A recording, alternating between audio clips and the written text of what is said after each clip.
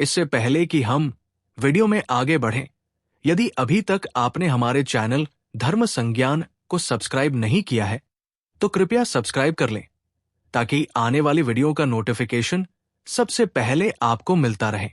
हिंदू जनमानस में ये कथा बड़ी प्रचलित है। जब हनुमान जी सूर्यदेव को एक फल समझकर निगल गए थे। कई लोग इस पर यह प्रश्न भी करते हैं कि ऐसा कैसे संभव है, कोई भला सूर्य को कैसे निगल सकता है। तो आइए आज इस लेख में इसी बारे में जानते हैं। सत्य तो यह है कि हनुमान जी ने कभी भी सूर्य को नहीं निगला था। मूल वाल्मीकि रामायण में कभी ये नहीं लिखा गया कि हनुमान जी ने सूर्य को निगल लिया। यदि किसी को ऐसा लगता है कि हनुमान जी द्वारा सूर्य को निगलने का प्रसंग रामचरितमानस का है, तो वो बात भी गलत है। मानस में तो बल्कि इस बात का कोई जिक्र ही नहीं है। हनुमान और सूर्य का जो प्रसंग है वो वास्तव में वाल्मीकि रामायण में दिया गया है। रामायण के किष्किंधा कांड के सर्ग 66 में हनुमान जी के जन्म के बारे में बताया गया है। ये प्रसंग तब का है जब माता सीता की खोज में निकले वानर इस चिंता में थे कि समुद्र कौन लांघेगा। तब हनुमान जी का उत्साह बढ़ाने के लिए जाम्बवंत जी द्वारा उनके जन्म का वर्णन किया जाता है। इस सर्ग के केवल 3 श्लोकों से बात समझ में आ जाएगी। किष्किंधा कांड के सर्ग 66 के श्लोक 21, 22 और 23 से ही सारी बातें साफ हो जाती है। इसमें जाम्बवंत हनुमान से कहते हैं कि बचपन में वे सूर्य को फल समझकर खाने के लिए आसमान में उछले और 300 योजन तक पहुंच गए। तब इंद्र ने उन पर अपने वज्र से प्रहार किया। इसमें उनके द्वारा सूर्य को खाने की कोई बात ही नहीं है। अभ्युत्थित ततः सूर्य बालो दृष्ट्वा महावने फलंचेति जिघृक्षुस्त्वमुत्प्लुत्याभ्युत्पतो दिवम 21। अर्थात बाल्यावस्था में एक विशाल वन के भीतर एक दिन उदित हुए सूर्य को देखकर तुमने समझा कि यह भी कोई फल है, अतः उसे लेने के लिए तुम सहसा आकाश में उछल पड़े। शतानि त्रीणि गत्वाथ योजनाना महक्पे तेजसा तस्य निर्धूतो न विषादं गतस्ततः 22। अर्थात महक्पे 300 योजन ऊंचे जाने के बाद सूर्य के तेज से आक्रांत होने पर भी तुम्हारे मन में खेद या चिंता नहीं हुई। त्वाम्प्युपगत तूर्णमंतरिक्षण महक्पे क्षिप्तमिंद्रेण ते वज्रं कोपाविष्टेन तेजसा 23। अर्थात कपिप्रवर अंतरिक्ष में जाकर जब तुरंत ही तुम सूर्य के पास पहुंच गए, तब इंद्र ने कुपित होकर तुम्हारे ऊपर तेज से प्रकाशित वज्र का प्रहार किया। तो जैसा कि आप देख सकते हैं कि यहां पर हनुमान जी द्वारा भगवान सूर्यनारायण को खाने का कोई भी प्रसंग नहीं है। रामचरितमानस में तो हनुमान जी के बचपन की कथा भी नहीं दी गई है। ये कथा बताकर जाम्बवंत जी केवल हनुमान से इतना कह रहे हैं कि जब बचपन में तुम बात ही बात में 300 योजन ऊपर उछल गए तो अभी ये 100 योजन चौड़ा समुद्र लांघना तुम्हारे लिए कौन सी बड़ी बात है। अब यदि 300 योजन की बात करें तो वो लगभग 4000 किलोमीटर होता है। इतनी पहुंच तो आज कल के उन्नत विमानों में भी होती है। रॉकेट की पहुंच तो इससे बहुत अधिक है। अब सोचिए हनुमान जी के लिए ये कितना मुश्किल होगा। उनके लिए तो ये बच्चों का खेल होगा। और यही बात तो हमारे ग्रंथ बता रहे हैं, ना कि महाबली हनुमान बचपन में खेल में उतनी ऊंचाई तक कूद गए। फिर इसमें आश्चर्य वाली क्या बात है। हालांकि रामायण में एक और स्थान पर हनुमान जी द्वारा सूर्य की ओर छलांग लगाने वाली बात बताई गई है, जहां उनकी छलांग की दूरी 300 नहीं अपितु 3000 योजन बताई गई है। किंतु वहां भी उनके द्वारा सूर्य के भक्षण का कोई भी वर्णन नहीं है। रामायण के युद्ध कांड के सर्ग 28 के श्लोक 12, 13, 14 और 15 में इस बात का उल्लेख है, जब शुक रावण को वानर वीरों का परिचय दे रहा था। उद्यंत भास्करन दृष्ट्वा बाल किल बुभुक्षित त्रियोजन स्रंतु अध्वान्मवतीर्य ही 12। अर्थात जब ये बालक था उस समय की बात है। एक दिन ही इसको बहुत भूख लगी थी। उस समय उगते हुए सूर्य को देखकर ये 3000 योजन ऊंचा उछाल गया था।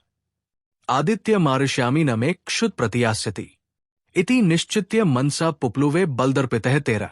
अर्थात उस समय मन ही मन ये निश्चय करके कि यहां के फल आदि से मेरी भूख नहीं जाएगी, इसीलिए सूर्य को ले आऊंगा। ये सोचकर ये अभिमानी वानर ऊपर को उछला था। अनाधृष्यत्म देवंपी देवर्षिराक्ष से अनासाद्यव पतितो भास्करोदय ने गिरो 14, अर्थात देवर्षि और राक्षस भी जिन्हें परास्त नहीं कर सकते, उन सूर्य देव तक ना पहुंचकर ये वानर उद्यगिरि पर्वत पर ही गिर पड़ा। पतितस्य कपेरस्य हनुरेका शिलातले किंचित भिन्ना दृढ़नुमानिष्तेन वै 15, अर्थात वहां के शिलाखंड पर गिरने के कारण इस वानर की एक हनु थोड़ी कुछ कट गई और साथ में अत्यंत दृढ़ भी हो गई, इसीलिए ये हनुमान नाम से प्रसिद्ध हुआ। तो यहां पर आप देख सकते हैं कि इस वर्णन के अनुसार भी हनुमान जी सूर्य को निगलने के लिए बहुत ऊपर 3000 योजन तक उछले अवश्य थे, किंतु सूर्य तक न पहुंचकर मार्ग से ही नीचे गिर गए थे। इसीलिए सूर्य देवता को उन्होंने खा लिया, ऐसा कहना बिल्कुल गलत है। हनुमान जी और भगवान सूर्यनारायण का यही प्रसंग हमें थोड़ा विस्तार में उत्तर कांड में मिलता है। उसमें हनुमान जी का सूर्यदेव के पास पहुंच जाने का वर्णन है, किंतु फिर भी उनके भक्षण का कोई वर्णन नहीं मिलता। दूसरी बात ये कि बहुत लोग उत्तर कांड को प्रक्षिप्त ही मानते हैं, इसीलिए इसकी प्रामाणिकता में संदेह है। फिर भी उन प्रसंगों का वर्णन भी यहां कर देता हूं। उत्तरकांड के सर्ग 35 में भगवान हनुमान के जन्म का वर्णन है और इसी सर्ग में हनुमान जी द्वारा सूर्यदेव को एक फल समझकर उनकी ओर उड़ने का वर्णन आता है। उत्तरकांड सर्ग 35 श्लोक 23 में लिखा है, तदोद्यंत विवस्वंतन जपा पुष्पोत्करोपमम ददर्श फल्लोभाच ह्युत्पात रविप्रति, अर्थात इतने में ही इन्हें जपा कुसुम के समान लाल रंग वाले सूर्यदेव उदित होते दिखाई दिए। हनुमान जी ने उन्हें कोई फल समझा और ये उस फल के लोभ से सूर्य की ओर उछले। आगे श्लोक 28 और 29 में लिखा है कि हनुमान जी अपने पिता वायु की सहायता से सहस्त्रों योजन ऊपर सूर्यदेव के निकट पहुंच गए, क्योंकि वायुदेव भी अपने पुत्र की रक्षा के लिए उनके पीछे बर्फ की भांति शीतल होकर उड़ रहे थे। उत्तरकांड सर्ग 35 श्लोक 28 में लिखा है, तमनु प्लवते वायुव प्लवंत पुत्रमात्मन सूर्यदाह भयाद्रक्षंस तुषार चय शीतल, अर्थात सूर्य की ओर जाते देखकर उसे दाह के भय से बचने के लिए उस समय वायुदेव भी बर्फ के ढेर की भांति शीतल होकर उसके पीछे पीछे चलने लगे। उत्तरकांड सर्ग 35 श्लोक 29 में लिखा है, बहुयोजन साहस्रन क्रमत्येश गतोंबरम पितुर्बलाच बाल्याच भास्कराभ्यासमागता, अर्थात इस प्रकार बालक हनुमान अपने और पिता के बल से कई सहस्त्र योजन आकाश को लांघते चले गए और सूर्यदेव के निकट पहुंच गए। फिर अगले श्लोक अर्थात श्लोक 30 में यह स्पष्ट रूप से लिखा है कि सूर्यदेव ने ये सोचकर कि अभी हनुमान नादान है और इन्हें कई भावी कार्य करने हैं, उन्होंने हनुमान जी को जलाया नहीं। उत्तरकांड सर्ग 35 श्लोक 30 में लिखा है, शिशुरेश त्वदोषज्ञ इति मत्वा दिवाकरा कार्य चात्र समायत्मित्येव न ददाहसः, अर्थात सूर्यदेव ने ये सोचकर कि अभी ये बालक है, इसे गुंदोष का ज्ञान नहीं है और इसके अधीन देवताओं का बहुत सा भावी कार्य बाकी है, इन्हें जलाया नहीं। इसी सर्ग के श्लोक 40 और 44 में ये लिखा है कि हनुमान जी सूर्यदेव के अतिरिक्त राहु और ऐरावत को भी फल समझकर उन पर झपटे। उत्तरकांड सर्ग 35 श्लोक 40 में लिखा है, ततः सूर्यन समुत्सृज्य राहु फलम वेक्ष उत्पात पुनर्व्योम ग्रहीतु सिन्ही का सुतम, अर्थात तब राहु को ही फल के रूप में देखकर बालक हनुमान सूर्यदेव को छोड़ उसे सिन्ही का पुत्र को ही पकड़ने के लिए पुनः आकाश में उछले। उत्तरकांड सर्ग 35 श्लोक 44 में लिखा है, ऐरावत ततो दृष्ट्वा महद्दिदमित्यपि फलमत्वा हस्तिराजम भिदुद्राव मारुतिया, अर्थात तत्पश्चात ऐरावत को देखकर इन्होंने उसे भी एक विशाल फल समझा और उस गजराज को पकड़ने के लिए ये उसकी ओर दौड़े। फिर देवराज इंद्र ने हनुमान जी पर वज्र से प्रहार किया, जिससे वे एक पर्वत पर गिरे और उनकी बाई थोड़ी टूट गई। उत्तरकांड के 36वें सर्ग के श्लोक 1 में ये भी वर्णित है कि इंद्र के वज्र के प्रहार से हनुमान जी के प्राण निकल गए। ततः पितामह दृष्ट्वा वायुव पुत्रवधार्दितः शिशुकत समादाय उत्तस्थो धातुरग्रतः। अर्थात पुत्र के मारे जाने पर वायुदेव बड़े दुखी थे।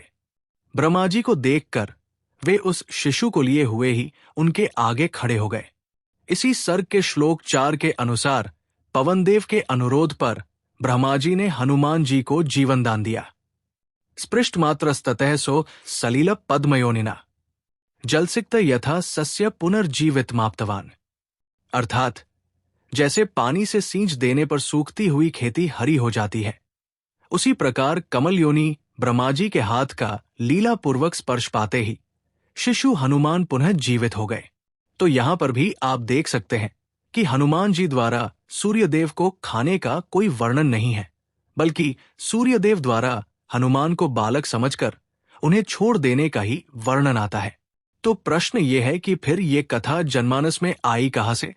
वास्तव में इसका एकमात्र वर्णन गोस्वामी तुलसीदास द्वारा रचित श्री हनुमान चालीसा के 18वें दोहे में आता है। उस दोहे में तुलसीदास जी कहते हैं, जुग सहस्त्र जोजन पर भानु लीलियो ताहि मधुर फल जानू। इसका अर्थ यह है कि हनुमान जी ने 1000 युग योजन पर स्थित सूर्य को मीठा फल समझकर खा लिया था। यह दोहा भी वास्तव में एक प्रतीकात्मक दोहा है, जिससे तुलसीदास जी ने उस समय पृथ्वी और सूर्य के बीच की दूरी बताई थी, जो आश्चर्यजनक रूप से बिल्कुल सटीक है। बस यही से हनुमान जी द्वारा सूर्य को फल समझकर खाने की बात लोक कथाओं के रूप में प्रचलित हो गई। ऐसे कई लोग हैं जो हनुमान जी द्वारा सूर्य को निगलने की घटना को ये बोलकर सच बताने का प्रयास करते हैं कि हनुमान जी के पास अष्ट सिद्धि थी, जिसमें से के गरिमा थी, जिससे वे अपना शरीर विशाल बना सकते थे। किंतु उन लोगों को भी ये बात समझनी चाहिए कि सिद्धियों की भी एक सीमा होती है, और हनुमान जी को अष्ट सिद्धि और अन्य वरदान इंद्र के प्रहार करने के बाद ब्रह्मा जी और अन्य देवताओं के वरदान से प्राप्त हुई थी, जबकि ये सूर्य को निगलने वाली घटना उससे पहले की है, जब उनके पास कोई सिद्धि नहीं थी। यदि आपको ये वीडियो पसंद आई हो तो कृपया कमेंट करें, लाइक करें और साथ ही वीडियो को आगे शेयर भी करें।